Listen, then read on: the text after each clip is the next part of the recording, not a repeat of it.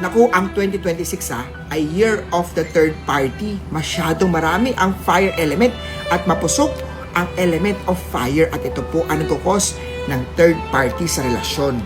Ano nga ba ang panlaban sa third party energy sa 2026? Babala, hindi ito para sa mahihinang loob. Sabihin natin. Sa 2026, malakas ang fire energy. Mabilis, mainit, mapusok.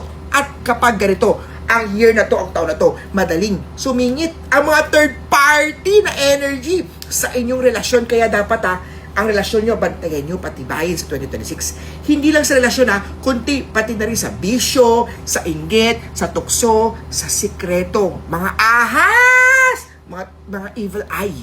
Hindi lahat ng mga sumisira sa relasyon ay tao. Minsan, energy ang nauuna at sa kanilang sumusunod ang mga tao. Pero ano nga ba ang third-party energy? Ito po ay vibrations na biglang naglalayo sa inyong magpartner. Naglalagay ng duda kahit walang basihan. Nagbubukas ng tukso sa oras na mahina ka. Nagpapasok, ine-invite niya ang ibang tao sa isip bago ang totoong buhay. Kapag hindi mo ito napigilan, ang relasyon ang unang nasusunog sa 2026 natin. Pero ano nga ba ang cure panlaban? Huwag mong babaliwalain ang mga protection amulet sa katawan natin. Sa 2026 hindi lamang sapat ang tiwala. Kailangan ng proteksyon na nakadikit sa iyo. Marami ako niyan, anti-third party. Pwede natin pa-ship, pa-deliver sa iyo. Unang-una dyan yung anti-evil eye, yung black onyx, yung black obsidian na crystal, yung piyaw for loyalty at asset protection. Kapag may third-party energy, unang tinatamaan niya ng aura energy mo. Kapag may protection ka, mga charms, mga cures sa aura mo, hindi ito makapasok sa tukso. Kasama dyan ang mga pares-pares ng mga charms, pares ng piyaw, yung pares ng mga coin, anything na nagsimbolo ng mga pares ay nagbabind ng energy ng dalawa para ito nagsasara ng puwang. Kapag walang puwang, walang space, walang makakasingit.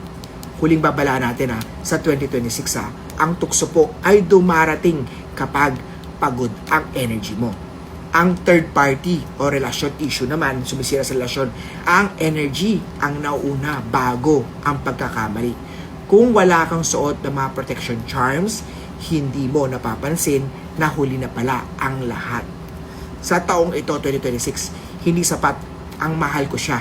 Kailangan mo rin ng tamang mga cures, mga panlaban. Magpa-cleansing. Nagka-cleansing ako sa asawa, sa mag-partner para matanggal natin yung mga tinatawag natin third-party relationship.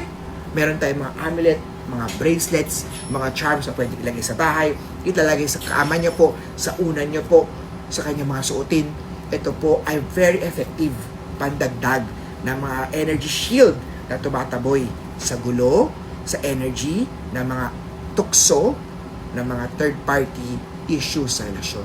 Mag-PM na po at bumisita dito po sa Lucky Charm Store ko po, Cityland, Shaw Tower, Shaw Boulevard, Mandaluyong City, Monday to Saturday, 11 noon till 5 p.m. po ang store ni Master Hans po. Share this video, kita tayo, PM me. Salamat po!